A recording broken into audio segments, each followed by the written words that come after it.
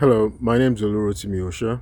I like talking about American presidents, and I'm continuing uh, my discussion, just debunking conspiracy theories concerning the assassination of our 35th president, John F. Kennedy. This time, I'm going to be debunking theories that the CIA or the FBI or even uh, the mafia, uh, also known as the Cosa Nostra, were involved in the assassination of President John F. Kennedy. Uh, I've mentioned earlier that the main reason why debunking any involvement of the any calculated involvement of any of these institutions, that's the CIA or the FBI or any government agency, is because of my thoughts on orthothesis and my thought that we don't have a Frankensteinian system, right?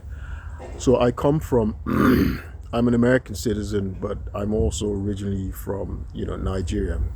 I grew up in Nigeria and I witnessed a number of coups, right? I grew up under military dictatorships in Nigeria. And so the notion that any unit, any government agency was involved in the assassination of our president would be called a coup. That's called a coup, right? A coup d'etat, right? That's an act of treason. So in Nigeria, I grew up under several government takeovers where there was a coup d'etat, right? So basically, an outfit within the government, it could be the military. They plot the assassination of the head of state so they can take over. And one of the things, if that is successful, one of the things they do, because it's treason. If it fails, it's treason. They're all going to be executed.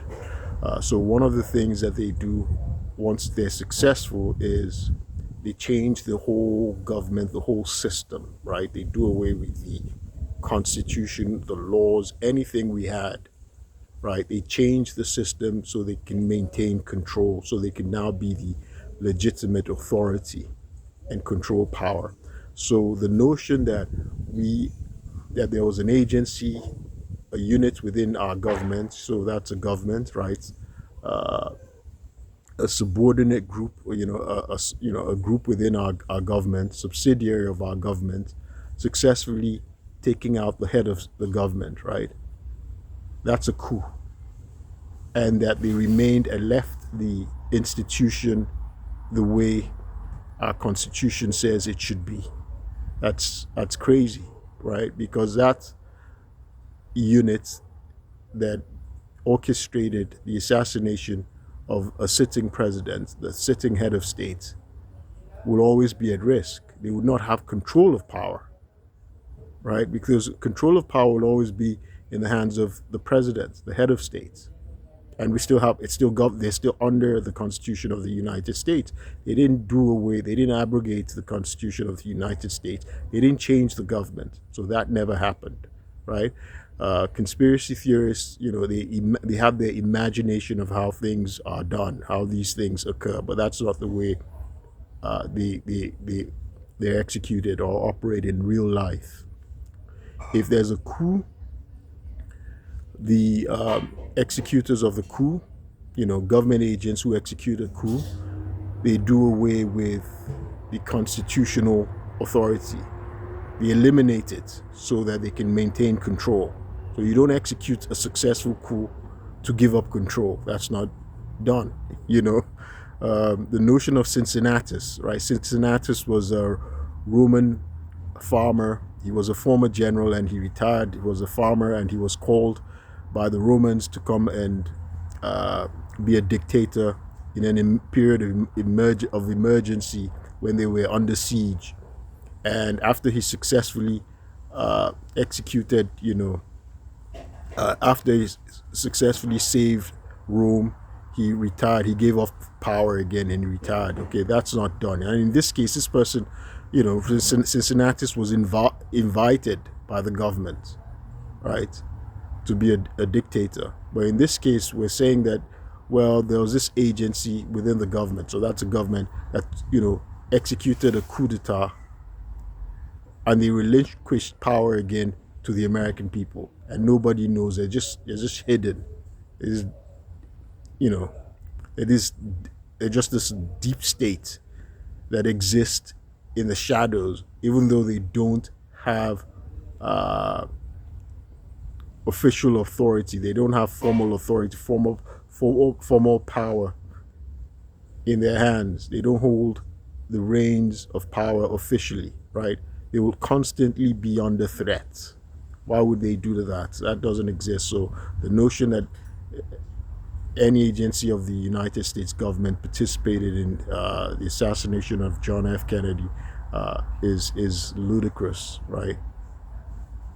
Because the government still exists the way it exists, as Lyndon B. Johnson said after the assassination, and he was president, in a televised speech. He said, our government works, it's working properly, right? So that didn't happen, right? Because again, that would be a Frankensteinian system. It would be, like Victor Frankenstein was a scientist who created a monster, and that monster became so powerful it could think on its own, and it started threatening its creator. The creator's family killed people. The creator's family wanted to kill the creator, and so the creator had just one thing. That's Frankenstein himself was the creator. His sole purpose in life was now to destroy the monster, to kill the monster, right? Because that would be a Frankensteinian system that would have. There would be, and we'd have to eliminate that monster within the government that can actually assassinate the head of states. So that didn't happen. And the other thing is autothiasis, so because autothiasis is where an organism commits suicide, it's built to self-destruct, for altruistic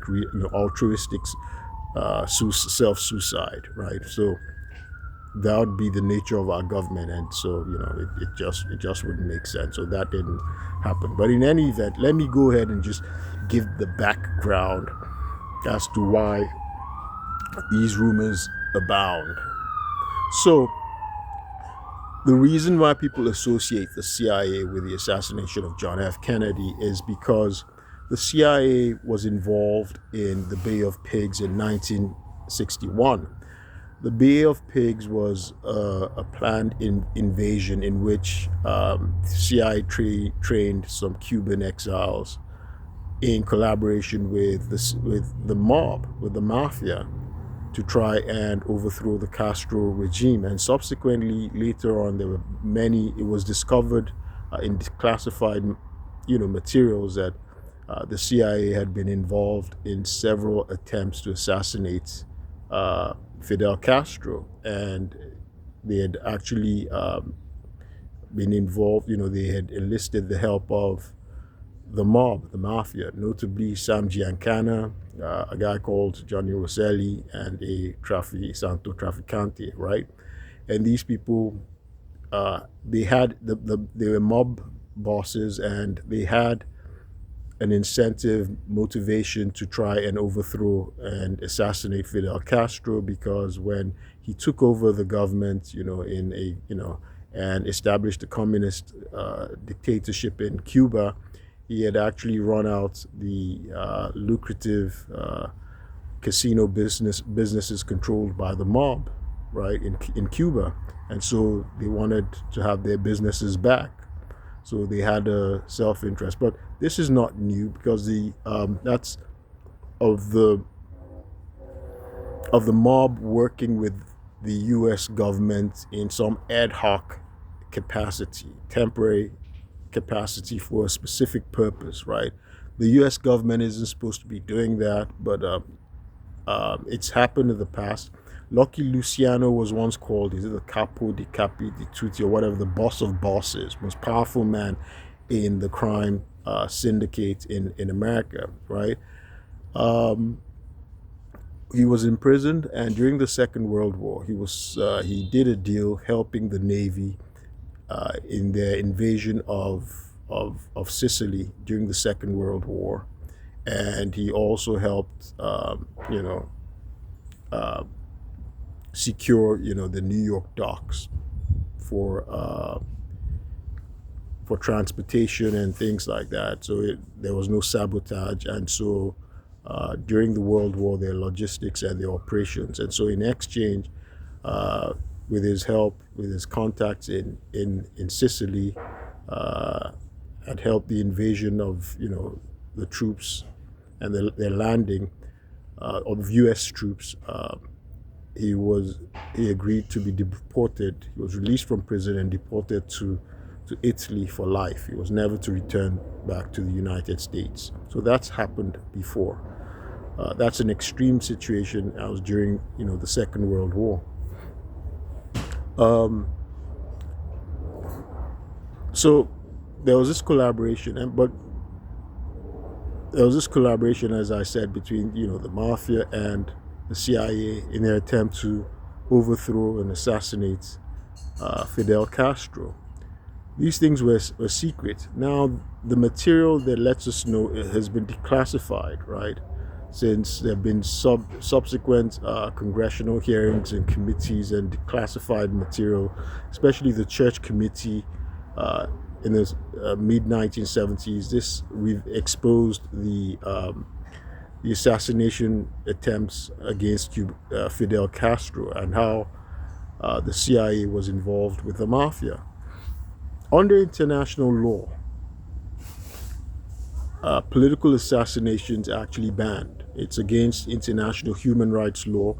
It's against the laws of war, because it just subjects. So if the U.S. government, if the U.S. head of state is ordering the political assassination of a counterpart, of a foreign head of state, it makes him vulnerable to attacks from foreign governments as well. But there's this agreement, international law, that foreign heads of state, don't execute assassinations. If not, foreign leaders would not come visiting America, and America would not go and visit foreign leaders because they'd always be at risk of being assassinated. So there's a law that prohibits that. So here was our president and his brother. His brother was the attorney general, actually involved in breaking the law. And Bobby Kennedy was a lawyer, was an attorney. He was actually involved secretly in clandestine operations, breaking the law, trying to assassinate a foreign leader. Doesn't matter that it was a dictator. It was against the law, right? So there's a reason why these things, this information had to be kept secret, right? It was kept secret. The CIA has something called plausible deniability, right? I'm going to talk about that later on. So the reason why I bring up the issue, the illegality of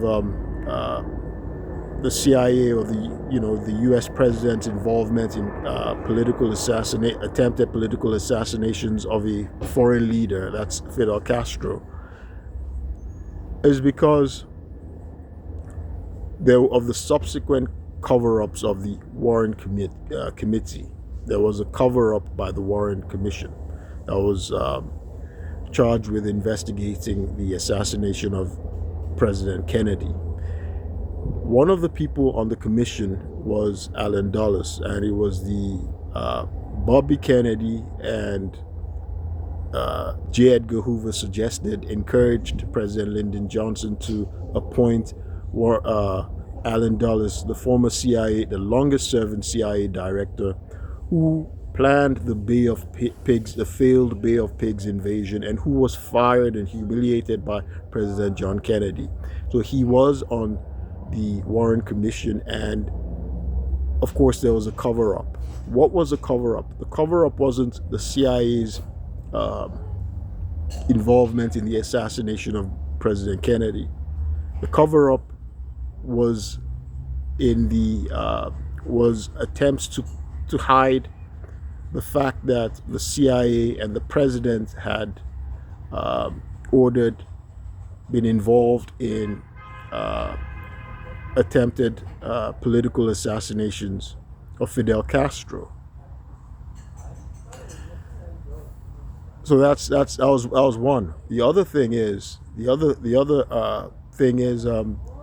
it was discovered later on that the CIA had actually staged several takeovers, government takeovers, and assassinations in the past in Iran, in Guatemala, in Latin America, and these are all illegal activities, right? Again, the CIA maintained plausible deniability.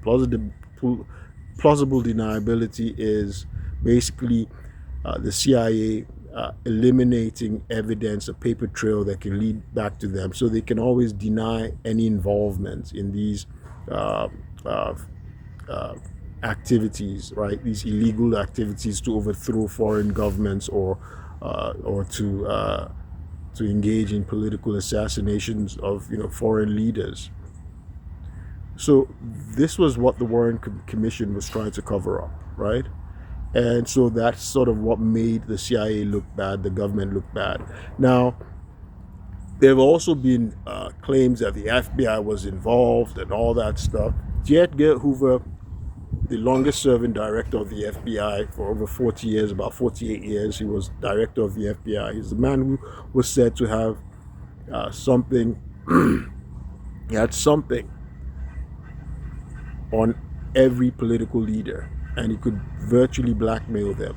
However, he had a very cozy relationship with Lyndon B. Johnson, and it is said that in fact he bought Lyndon B. Johnson a beagle puppy, which was called Edgar, right? J. Edgar was named after J. Edgar Hoover himself, and so there was supposed to be this cozy relationship between President Lyndon B. Johnson and J. Edgar Hoover, who didn't like the Kennedys. So, by the way, there were some other things again regarding President Kennedy's dealings that people have claimed that the FBI or J. Edgar Hoover may have been involved in his assassination, including the CIA. So it is said that President Kennedy was involved in an affair with a woman from East Germany. She was from East Germany, and it was said that she was actually a contestant as well.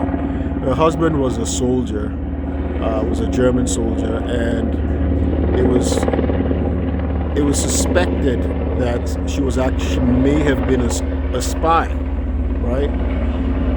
Eventually, she was deported by the Kennedy administration, and it is said that she was pressured by J. Edgar Hoover to keep silent. J. Edgar Hoover covered up the President Kennedy's involvement with her, and it was also said, that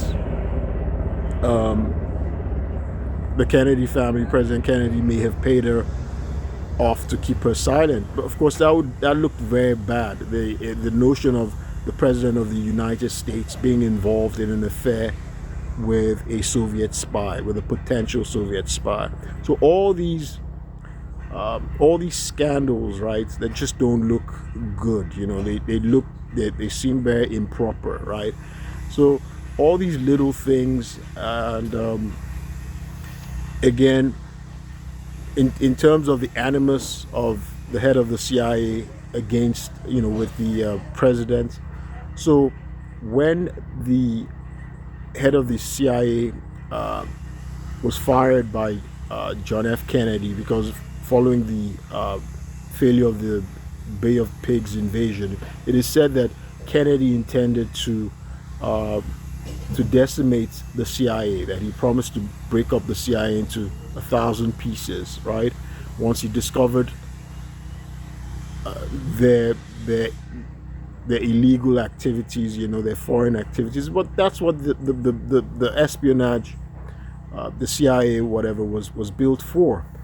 So they said that this could have been a motive, which is ludicrous, right? It is ludicrous. The FBI, the CIA, his involvement in the assassination of the president, those are just silly aims, right? They gather information. That's their job. They gather information. They have information. That's their job. The thing in terms of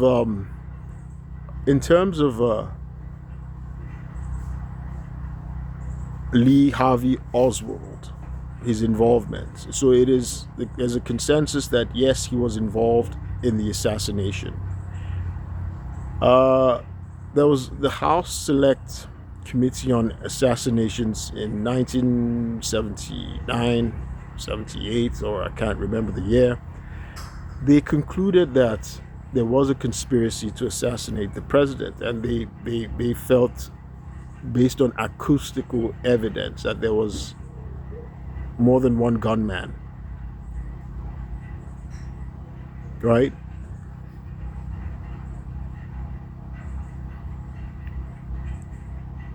Lee Harvey Oswald,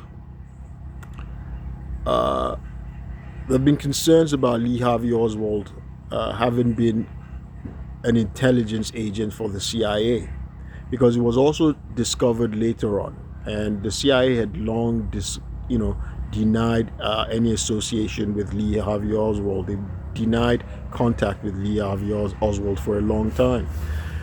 But declassified material have since revealed that there was a guy called Joanidis. Was it George Joanidis? He was a CIA handler, and when Harvey Oswald was alive, Joanidis had been handling an organization, an anti-Castro organization, the DRE, that Lee Harvey Oswald had gotten into a confrontation with. And it was also discovered that Lee Harvey Oswald was under surveillance by the CIA. That in fact CIA operatives had handled his files over 30 times, about 35 times. So the fact that he was under surveillance made people suspect that he may have been an intelligence agent for the CIA. But the CIA had long denied that Oswald had been an agent for the CIA. Let me give the background of Lee Harvey Oswald a bit. So he was a dysfunctional person, right? He grew up in a dysfunctional household, and he joined the Marines when he was 17. He became a sniper. He actually had a high clearance. He had a high security clearance, and he became a sniper. He became undesirably discharged once he indicated that he wanted to become a communist, because he'd been court-martialed at least twice while he was in the Marines. One for illegal gun possession. He'd accidentally shot himself, and he was locked up, and court-martialed. And they claim that this may have bred resentment in him, and he was discharged from the military, and he went to the Soviet Union. And he had started learning Russian while he was in the Marines, and he went to the Soviet Union, where he married a Russian woman. At some point, he tried to commit suicide there. Following the assassination of Kennedy, they've said the KGB, the KGB is the intelligence outfit of the former, Soviet Union. A famous person who's been a member of the KGB was Vladimir Putin himself. He rose through the KGB. Vladimir Putin, that's the current president of Russia. So, a reason why the KGB and the CIA, why it's been said that the KGB and intelligence outfits denied that Lee Harvey Oswald was actually an intelligence agent working for the KGB. is because of his reported instability, that it was very unstable. He'd attempted suicide when he was in Russia. He tried to kill himself when he was in Russia. He, came from a very dysfunctional background. He was socially alienated and isolated, right? And so they said he wasn't a good shot. He wasn't a very good, even though he was a sniper for the Marines, he wasn't a good shot. And so he just wouldn't make a good intelligence agent for a good spy for the Soviet Union. And I dispute this, right? I actually, so I like reading spy books, espionage books. I read a lot when I was a kid. I don't read them anymore, but I read numerous Robert Ludlum books, right? Before Born Identity, Born Conspiracy, and Born Ultimatum, the Born series. These were written by Robert Ludlum. So he wrote many books, right? Gemini Contenders, the Aquitaine Project Regression. I read all of those books when I was a kid in Nigeria. I read Frederick Forsyth, so all those books. However, you will notice actually spies, people who make good recruits, right, good targets as spies, people who are normally recruited as spies normally have dysfunctional backgrounds, dysfunctional childhoods, are socially, they're normally social misfits, right? Our notion of the debonair James Bond, that's really not who a spy is, right? Like, who's charismatic, gets along with everybody. Yes, they do get some stable people, but apparently spy agencies normally like to recruit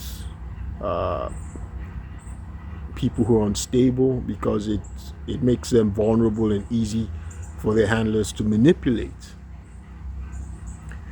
Most people wouldn't, working as a spy is a very dangerous job. Who'd want to do that kind of job? So it's normally, so they look for people who are vulnerable and easy for the spy handler, the manager, to be able to manipulate and control.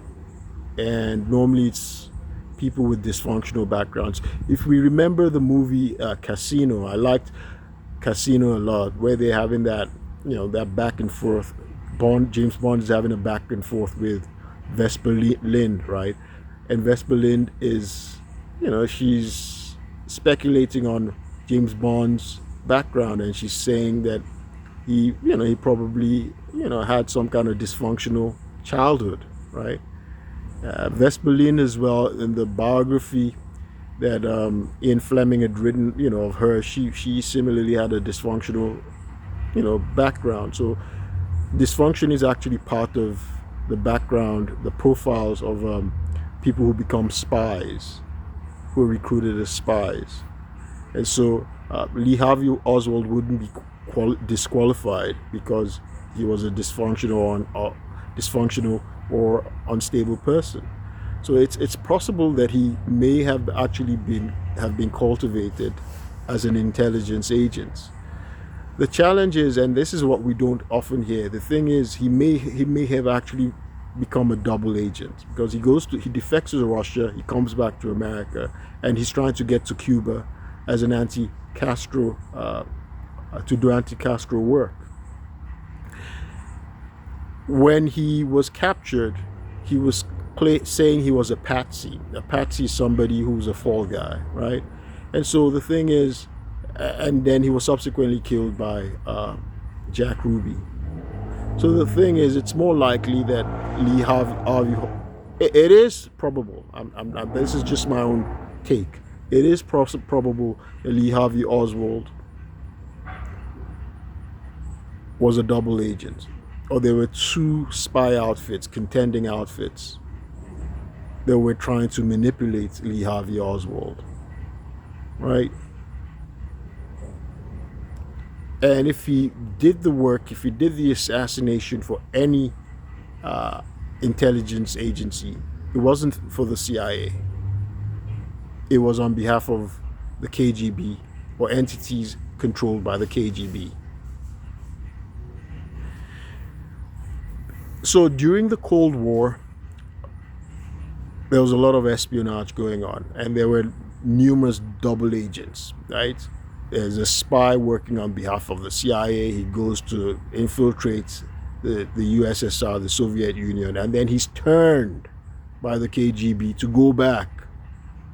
So there was a lot of this back and forth. So Lee Harvey Oswald could have been such a person, right? He was cultivated as an intelligence agent by the US government. He goes to the Soviet Union, but he's been turned by the KGB to now return. What was the motive? What would be the motive for the KGB to turn Lee Harvey Oswald? Right? Because there's a Cold War going on, and they're pissed by President Kennedy's and the CIA's attempts to assassinate Fidel Castro. And they get one up and show that they're able to get one of theirs to assassinate the President of the United States. And he's a patsy. He doesn't know he's actually being controlled. And so he was set up by someone. So one of the things that these intelligence outfits do, right, the spies, again, plausible deniability, right? They can cultivate someone, a spy. So if a spy, so spying, espionage is actually illegal. So when a spy is caught, the government he is an agent for does not come out and say, oh, he's one of ours, yes, he works for the government. No, they deny involvement with that person. So that person's on their own. So when they catch them, they're liable to death, to execution easily, because the activities they're engaged in are often illegal, right? Their covert activities are often illegal. So that foreign government, or that government that the spy is working on behalf of, they disown that person, and that person is left to their own devices. So if Lee Harvey Oswald had been working for, or he was being manipulated by any outfit, it would be the KGB. And so they're trying to send a message or to stop the attempts to assassinate Fidel Castro. But there's nothing that they can do about it. The fact that, well, they get Lee Harvey Oswald to kill the president, or they get somebody there to eliminate the president of the United States, right? Why does the United States not hit back? Because it would trigger a nuclear war. And the president of the United States didn't want that. Americans don't want that, because it would be Armageddon, right? It would just be a world apocalypse, and the whole world would be destroyed. So during the Cold War, it was called a Cold War because there was this standoff. There was this standoff between the United States and the USSR. And they used proxy governments. They used proxies, right? These little governments to fight their wars. So the Vietnam War was actually really a war between the USSR and the United States, right? The USSR was backing, was in northern Vietnam, and the United States was backing southern Vietnam, right? In different parts of the world, you see the United States is supporting one faction, and the USSR is supporting another faction. So in Korea, in different parts of the world, right? So we saw this play out. The United States had incentive, right? A motive, a reason not to admit. If the United States government knew that, okay, well, it was Lee Harvey Oswald acted on behalf of the Soviet Union, the KGB, to actually assassinate the United States president, why would they not admit it? Because the one thing the US government would have to do, if that were the case, would be to declare war. That would be an act of war, right? But the United States doesn't do that. Its agencies don't do that because, the United States could not fight the USSR at that time because America believed that the Soviets had a stronger nuclear arsenal than the US. So America could not go to war with them at that time, and there was no sense in fighting the USSR because it would just be it would be mutual. So they were operating, building those arms under the under the auspices of what was called mutually assured destruction. Right, their mutual destruction was guaranteed because they both had enough nuclear power to destroy what they would just destroy the whole world. It would make sense. The US didn't want that, and besides, it was the US that they shot the first shot in their attempt to assassinate a protege or whatever, an ally of the USSR, Fidel Castro, Cuba. Right, he was an ally of the USSR. So there was what was called the Cuban Missile Crisis Standoff. I think this was in 1962, following the failed Bay of Pigs invasion. So the USSR actually was now installing nuclear arms in Cuba, and the U.S. government discovered this, and President Kennedy ordered a naval blockade to prevent this. So they now had to start talking. That's the U.S. government and the USSR. They had to start talking, and they negotiated. They negotiated to have, and USSR agreed to remove its installation, its nuclear, to desist from its nuclear installation in Cuba, because that would have been threatening the United States directly. They were going to position nuclear arms, threatening the United States. America didn't want that, but America had these Jupiter missiles, right, in Turkey that threatened the Soviet Union. So during this standoff, in order to avert the crisis, the United States agreed that they were going to remove the missiles in Turkey, and the Soviet Union agreed in exchange that the U.S. would stop its attempted assassination attempts and invasion of Cuba, and the USSR agreed that okay, they would remove, they would desist and remove their missiles, their nuclear arms from Cuba. So if somebody working, groomed, cultivated by the Soviets, that's Lee Harvey Oswald, ended up assassinating the President of the United States, the only other thing would be war. But America couldn't get into a nuclear war with the Soviet Union, right? And besides, the US had actually broken international law first. And this KGB also had plausible deniability. You could not link Lee Harvey Oswald back to them, to the Soviets, or and so spies are normally dressed as, they're cultivated as lone wolves. So if you watch James Bond, you see he goes alone. He doesn't lead an army. He goes alone, right?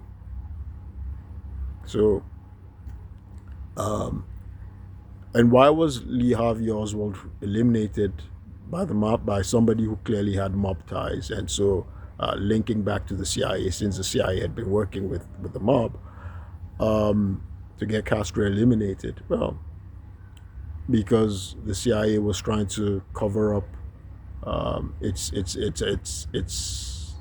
actions, its involvement in trying to get Castro assassinated, and it's so, maybe they realized that, well, Lee Harvey Oswald had actually been cultivated by the KGB and the Soviets to assassinate President Kennedy, or even, Lee Harvey Oswald was double agents who backfired, and so they needed to get rid of this. In any event, it would be an embarrassment for the U.S. government, right? It wasn't the mafia. It wasn't, even though, yes, Jack Ruby may have been involved with the mafia, he wasn't doing it on behalf of the mafia to hide the mafia involvement. This video has gotten long, so I'll do a short clip saying why the mafia was not involved in the assassination of President Kennedy. But I hope this settles it. I hope I've been able to just show how this, the CIA or the FBI, neither the CIA nor the FBI were involved in any sort of orthothesis. That's what it would be. It would be suicidal for our government, and we'd have a Frankensteinian system. We don't. Our government works very well, and the electorate, American public, we get to vote to pick our president, to remove our president every 4 years. It's still functioning the way it was designed. My name is Olu Osha. I like talking about American presidents, and I also draw attention to color of law violations, pivoting on subordination of perjury and fraud on the courts in Montgomery County, Maryland, where I was swatted in order to obstruct justice. And there's been an abusive process in Montgomery County, Maryland. My rights have been violated, my human rights, my fundamental rights. Montgomery County police officers committed a robbery, armed robbery under color of law. They brutalized me, violated my constitutional rights and my dignity. I'll keep you posted. Thank you.